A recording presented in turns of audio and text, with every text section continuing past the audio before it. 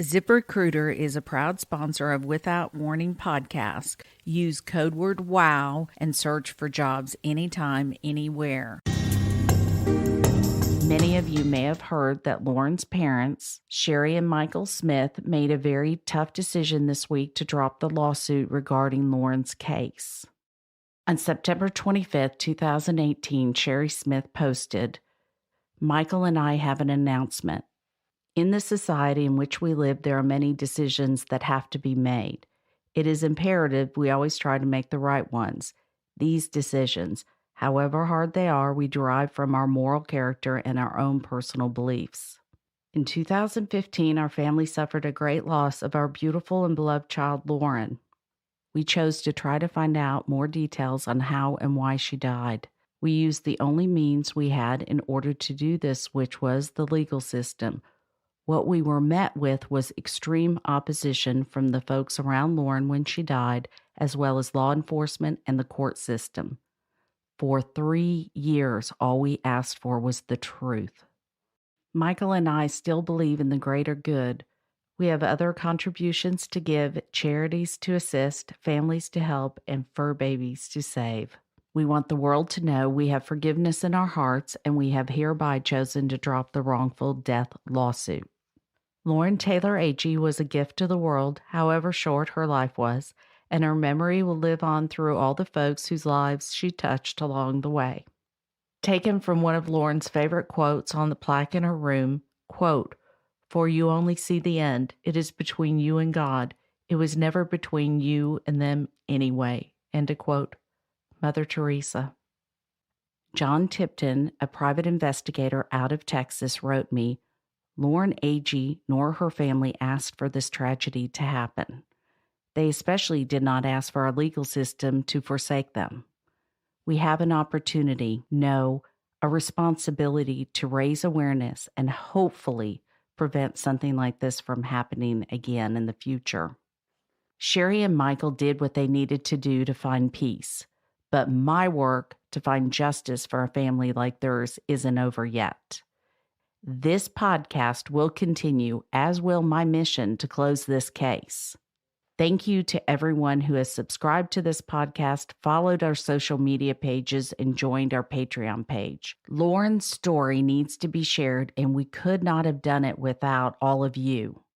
Please continue to share her story as we work to find new witnesses and evidence in order to close the case once and for all and bring proper justice to Lauren Agee and her beloved family. The Lauren Agee case was hastily closed by authorities, but many questions remain. Come behind the curtain with private investigator Sheila WYSOCKI as she uncovers the truth about what happened to Lauren. This is Without Warning.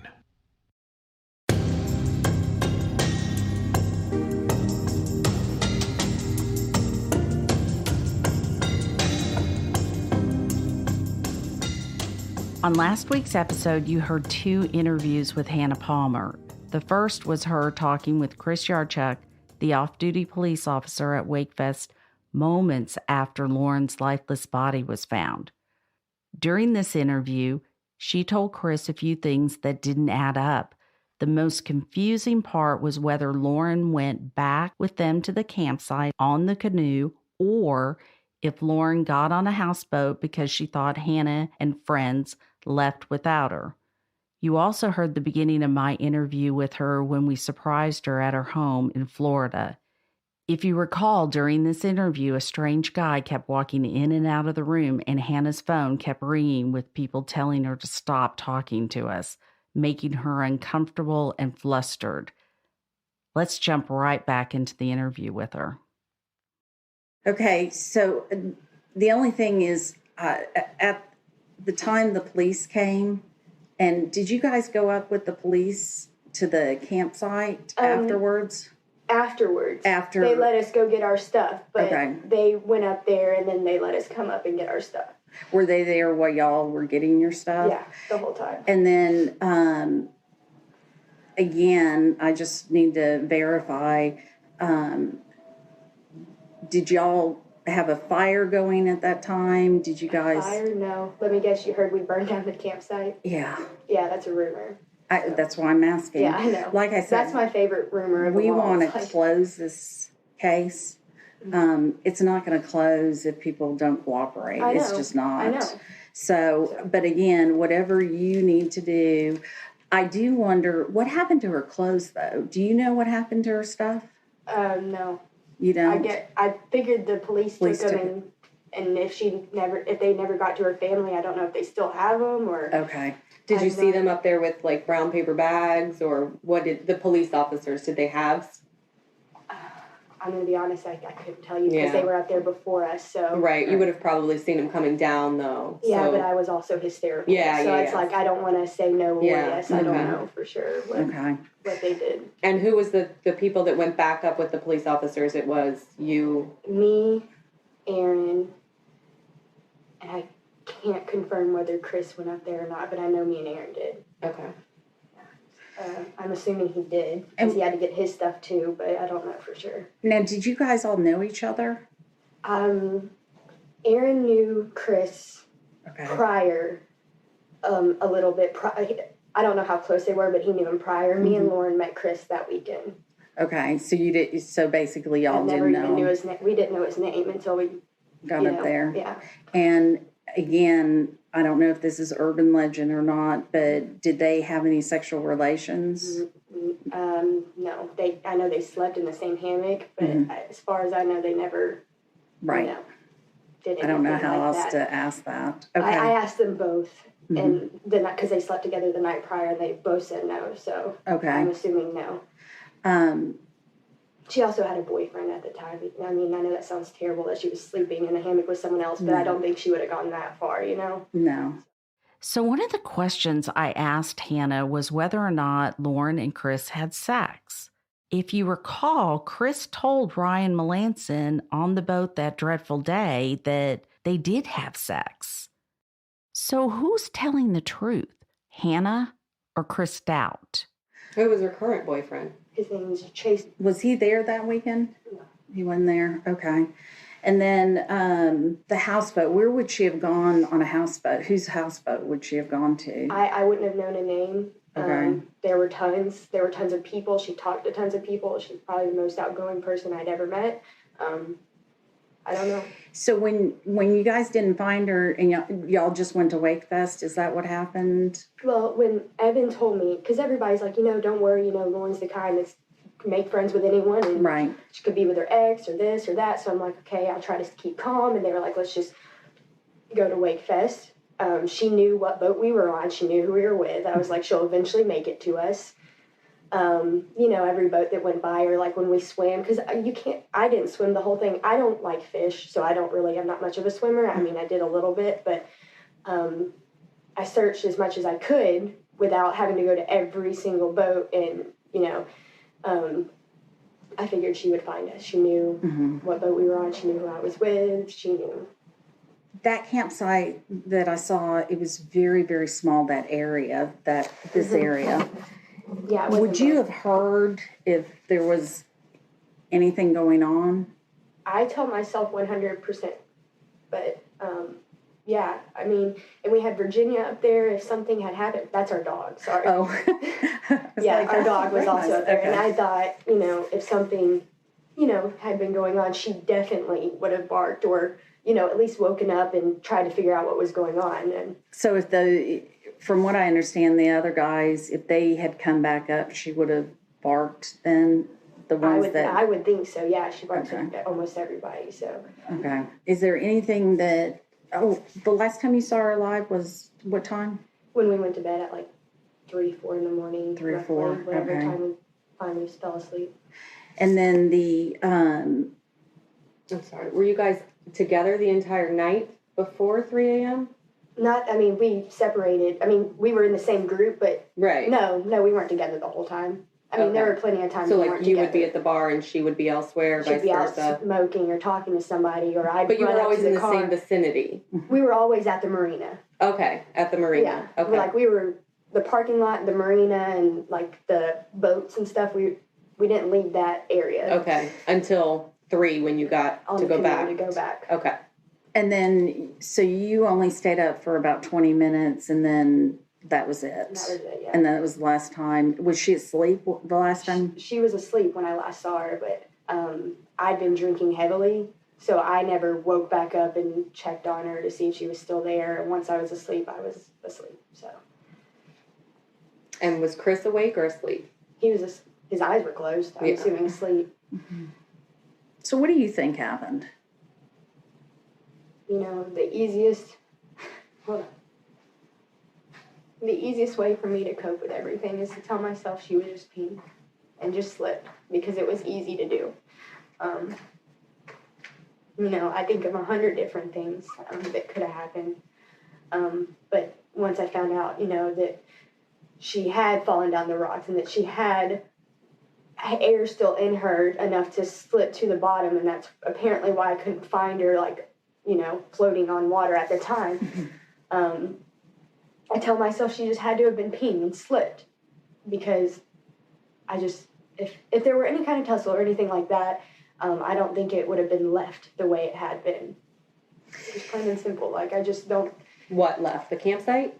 What do you mean? Like, okay, for instance, if somebody had came up there and she got in a fight with somebody, or I know people have skepticisms, I'm not sure if that's the word, of Chris.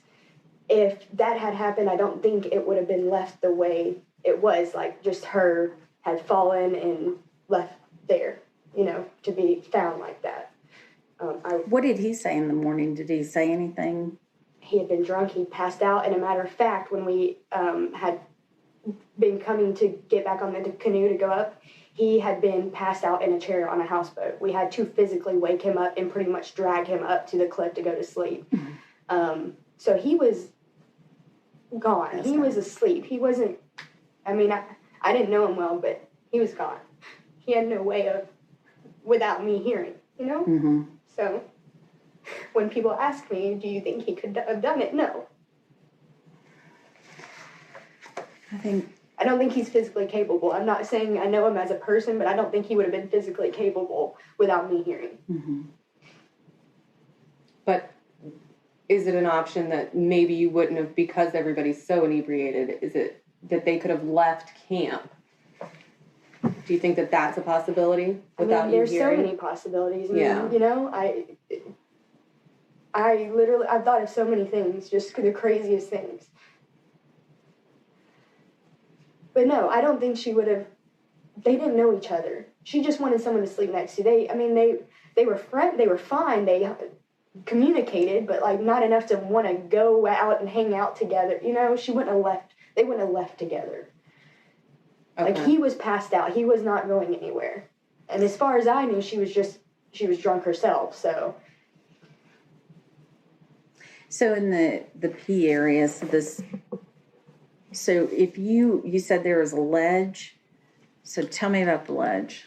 Really, all I remember about this ledge is that to get to the other side where no one could see, there was this tree that was like literally on the ledge, and you would have to grab the tree and step around it, like over the cliff and rocks. And that's where the P area was. Mm-hmm. And I guess the reason I thought that was what had happened was because they said that they had found her across, and that it was almost like she was trying to come down or trying to leave, like to get on the canoe, or she was trying to go to the restroom, because I said, well, that's where we use the restroom. Mm-hmm. So.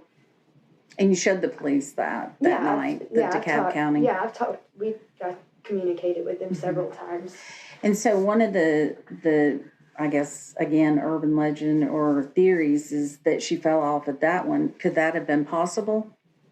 I mean, like I said, anything's possible, but I think I'm 100% sure I would have heard it that close, because our tent was like right where this is cut off. It is small. It was right where it was cut off. I mean, I just don't find it likely I wouldn't have heard. I mean, I was drunk, but I wasn't blackout drunk, you know? But if she fell, wouldn't she have screamed or something? Yeah, that's exactly.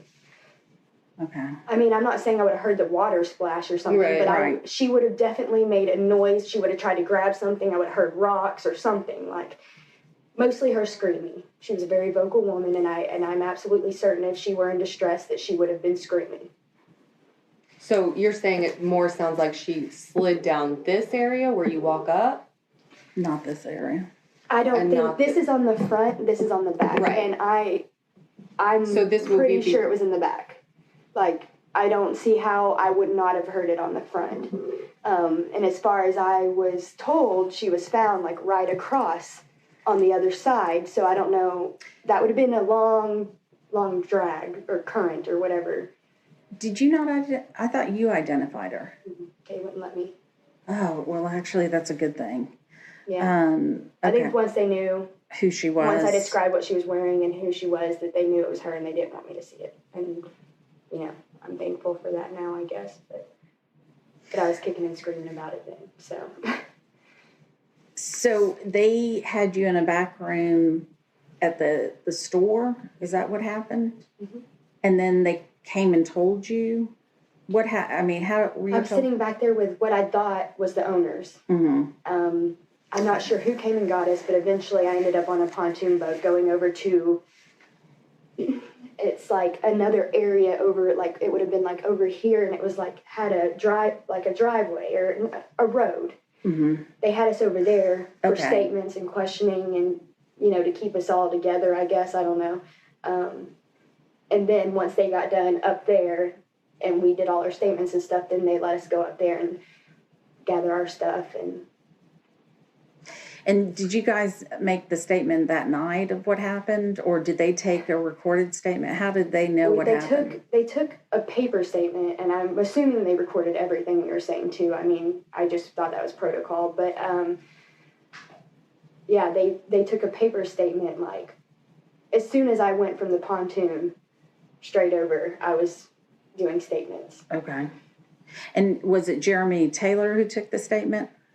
Jeremy Taylor's the one I've communicated with the most. I think that he was night. The main one. Was he there that night? Yeah, you don't remember? Or I'm not 100% sure. I'm just assuming he's the one I've dealt with this whole time, so I'm assuming he was the main person and he would have been there. Okay. But it's assumption. Okay. In an investigation, when there are witnesses involved, you generally separate all the witnesses so they are not influenced by one another. You want the statement to come from their perspective, not overhearing someone and changing their story.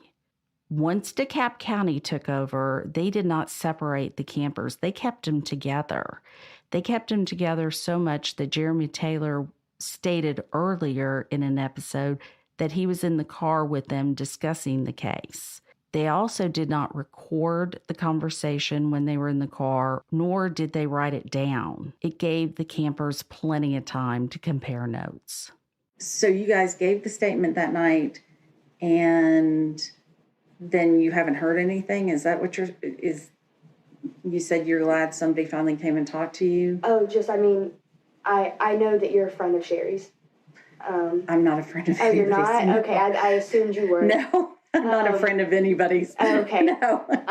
No. Nobody from, well, her father, Brian Agee, communicated with me for a while. I mean, I was his second child, you know, so, but nobody that I thought was connected to them has tried to reach out to me personally. Okay. Nobody. I've spoke with DeKalb County, and that's it. Now. And Brian. Now, who set up the camp? Do you know? I have no idea. When me and Lauren got there, everything was already done. Okay. So you don't, who owned all the equipment and stuff? It was all of us. So a little bit of all of us. Okay. And from what I understand, people have camped there for a while, correct? People had camped there prior to us. Yeah. A lot of different people. And nobody ever said, it's a bad idea, don't go up there. I mean, it looked like a bad idea, but nobody ever told us it was a bad idea, you know? Yeah, it's a bad idea. It's Even at the marina, nobody said anything? Not to me or Lauren. Okay. I know I keep beating this up, but the guys that were suspicious, that's the word that was used a couple of nights up there, they were drinking out of y'all's stuff. Do you know who that was? Was this at night? I don't know. It said that some guys were up there when y'all went up there. The prior, okay, let me think. Saturday. There were people that we came back from Wakefest that day, and there had been people up there. And we knew of a couple of them, like they're from the same area, and they heard we were up there, so I guess they wanted to come up there. And like, yeah, they're not the most, I mean, I don't know them. I don't know them enough, but maybe they look sketchy to people. Okay. And it was kind of weird that they were up on our campsite when no one was there, but it's public property. I mean, it's not my property, you know, so they ended up jumping off the cliff a little bit. Lauren jumped, a bunch of people jumped off the cliff. That night or that day? That day. Okay, so what day was that they... Saturday. Saturday? When were the Harper brothers there? Oh, that was Sunday morning after we woke up. When she was missing. So when did they get up there? I don't know exactly how long, but shortly after we woke up that morning, they had swam from the pier just to jump off the cliff. They jumped off of it a couple times and left. They weren't looking for Lauren or anything? No. I mean, nobody thought anything of it at the time. We had just woken up, you know, so only I was the only one that felt uneasy about it. Everybody else was like, you know, it's Lauren. That's how she'd left me numerous times at parties, you know. I'm surprised I even felt, you know, sometimes you just get those gut feelings, and I just did. But it wasn't unlike her to do her own thing and wander off at all. So. Okay, so this area right here, that's a pretty big drop, isn't it? Yeah. Okay. And I know that's 90 foot. Is it 90 foot? On this side. Okay. I thought it was like 75, so that's more than I even thought. I wouldn't jump off of it, so I was right not to. I may be wrong on the number, but so she jumped off of it Saturday. And just because everybody else was? I guess. I mean, I didn't, so I guess not everybody was, but it was surprising of her. She didn't like heights, so it was surprising that she did it in the first place. But yeah, she did. And nobody from the marina said, don't do this? This is a bad idea? Not to me. To anybody up there? Nobody? Not as far as I know, no. Okay. And the police officer that was, what did you call him, the bar cop? Yeah. So did he say anything to you guys about, you know, be careful up there? Or? Oh, I don't know if he knew exactly we were staying out there until after everything happened. He knew we'd been drinking, so he told us, you know, be careful. But I don't think he knew we were. He might have. I don't know. No, he didn't tell us to be careful. I don't think he knew we were even up there. Okay, and I think it was Aaron's statement saying that y'all took the keys away because she wanted to leave. She wanted to drive, and she had been drinking, and I don't know how. I didn't remember it being like a huge ordeal, but I know she made a statement about wanting to go be with her boyfriend, and she wanted to drive, and you know that was just Lauren being drunk, and she's drank and drove before, and I've always been against it, so I wouldn't let her. And so she sometimes I wish I hadn't now, but so she wanted to leave the whole area and get in her car and leave. She wanted to drive drunk to go see her boyfriend 2 hours away. Chase. Right. 2 hours Not away. Clint. Okay. But the whole reason she went to Wakefest was to see Clint. Yeah, I have text somewhere, you know, saying that she wanted to see Clint. Okay. And that's why she went. Okay. Yeah. But then nothing happened. She wanted to go home. Yeah, I guess. I don't know. I mean, she didn't. Right. She listened to us by not going. So I guess she didn't want to go that bad, because if she really did, she would have. Like, there would have been no stopping her, trust me, but she didn't go, so. Okay. Evan Shelton, we got interrupted. He is who? He's a friend of whose? He is he's in the friend group of when Lauren and Clint dated. Okay. I believe they're cousins or second cousins. Clint and Evan are cousins, second cousins, something. But he's just always been a friend of ours in the friend group. And he was with her at the bar. Yeah, they spent a lot of time together the night prior. Saturday night. Or Friday night. No. Saturday night. Saturday night. Yeah. Sunday. Yeah, Saturday night. Okay. So if, again, I'm going to bring up a statement. If Samantha Arnold said that she didn't know Chris and, was suspicious of him. Is that something you would think, or? I mean, I know she didn't know Chris. I don't know if she was suspicious of him or not. I mean, I'm sure she felt weird about it because, she's Lauren's friend just like I was, and we didn't know him. But she had no reason to not necessarily like him. He didn't do anything to her. I don't even know if they actually talked. So, I don't know. And who called Fox 17? Fox 17 did a story on it. Did you ever see it? Samantha was on it, I believe. I saw that. And I was there when she was on it. Right. I was at the house. I didn't want to be put on TV, obviously, at the time, but I don't know who called. I know they reached out to her, but I don't know who asked to put the story on the air. Yeah, just wondering. I figured it was probably Sherry and Michael and them, but I don't know. I don't know if they will. I know Michael does work with Fox News of some sort. So I just figured it was him, but I didn't know for sure. One last thing. There was a Facebook message on the night that Lauren died at 1:00 in the morning from Aaron. Yeah. Aaron was charging his phone on houseboats. Me and Lauren never charged our phones. I don't know exactly what it said. It was probably something along the lines of her coming up, holler when she wanted to come back up or something, I don't know. Do you know exactly what it said? No, I don't have it. Yeah. Okay. I wouldn't put it, I'm not 100% sure. You could ask him. I think he just showed up. Oh, okay. But I'm not 100% sure, but I know he had been charging his phone on houseboats. Is there anything that we missed that you think we ought to know? Any people that we need to talk to? I think you should talk to Clint. I think, yeah. And what's his last name? Martin. Okay. And he's her ex-boyfriend from before Chase. Before Chase. But she still stayed in contact with him as far as I know. Right, and they were on and off for 3 years. Yeah, they dated for like 3 years. Okay. At this moment, Aaron Lilly stormed in and went right past us, not saying a word to us or Hannah, but straight to the strange little guy in the kitchen and asked, "How's work?" Hannah gave Aaron a look when he walked in, biting her lip and waiting for him to walk out of earshot. Oh, that's okay. You know what? It's okay. Again, we're just trying to close it. No, I know. That's what I'd like to do for everybody's sake. I just, if there's answers to be found, I want answers to be found, Yeah. Are you still in contact with all of those people? Like, were with us? Yeah.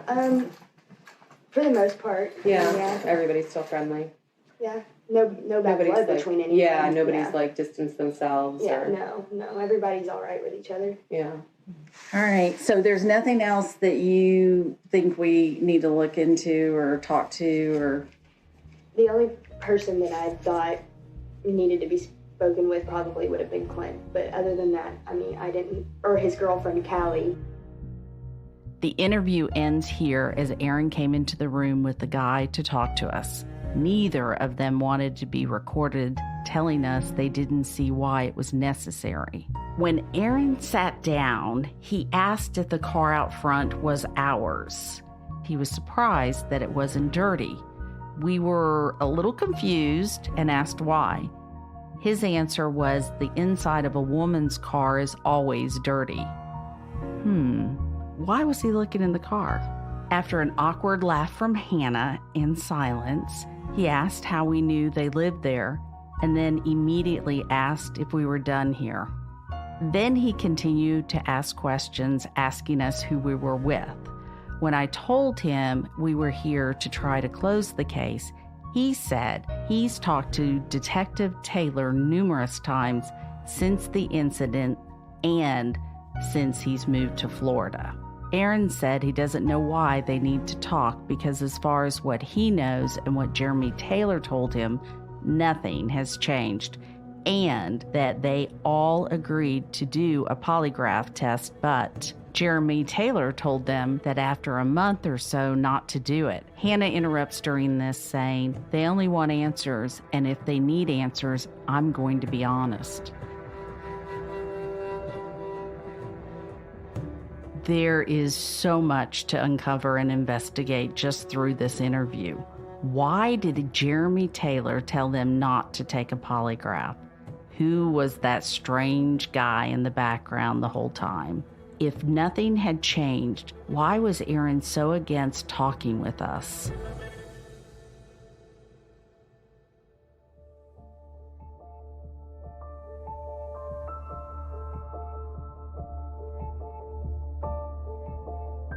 During the days following Lauren's death, many friends, family, and loved ones gathered at Sherry and Mike Smith's house. Lexi, a good friend of Lauren's, was at their house, along with Samantha Arnold and others, when Hannah decided to show up. This is Lexi's account of what happened that day. And then when Hannah came in the door is when I looked at Sam's face, and she looked like she about shit a brick. She was like, oh. And I was like, okay. And Hannah comes in the door and starts making a big deal of everything. I wish it was me, blah. I mean, just making a total fool of herself. How many people?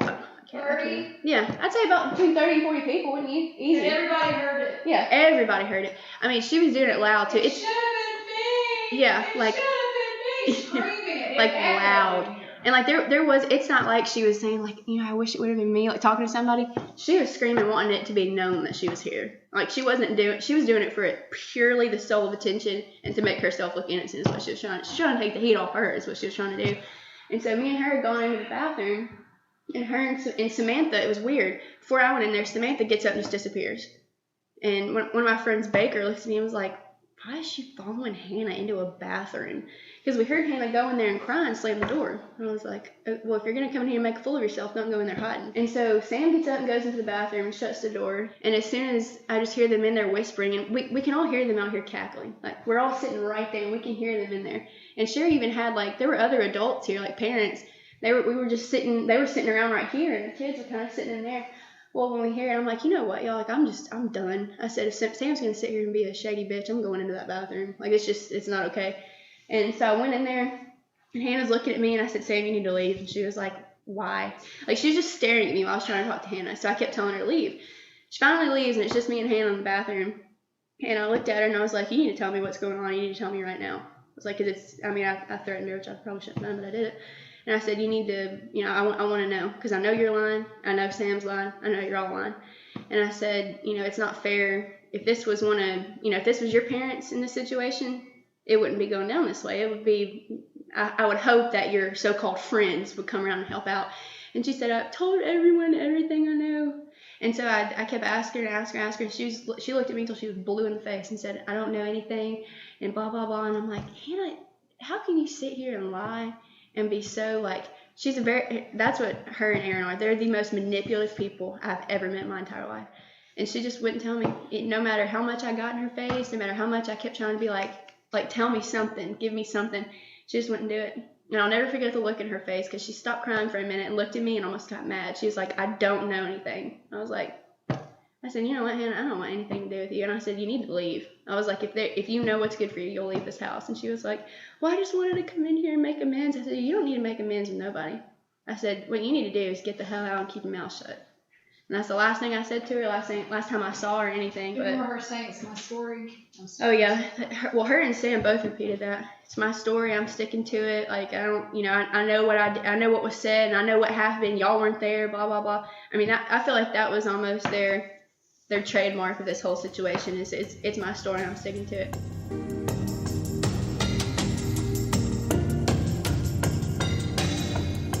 Lauren's family gives their full permission for any and all details to be shared in hope that the truth will come out.